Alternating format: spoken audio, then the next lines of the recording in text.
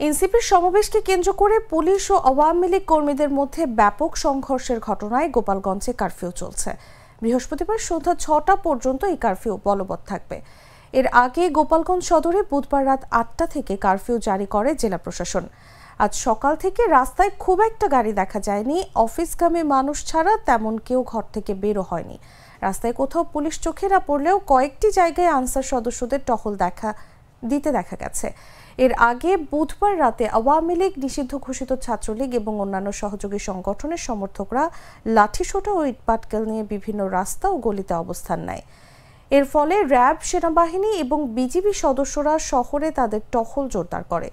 BGB সেনা সদর দপ্তরের জনসংযোগ কর্মকর্তা মোহাম্মদ শরীফুল ইসলাম জানিয়েছেন, অপ্রীতিকর ঘটনা এড়াতে পুলিশ, র্যাব এবং সেনা সদস্যদের পাশাপাশি ৪ প্লাটুন বর্ডার গার্ড বাংলাদেশ মোতায়েন করেছে বিজিবি সদর দপ্তর।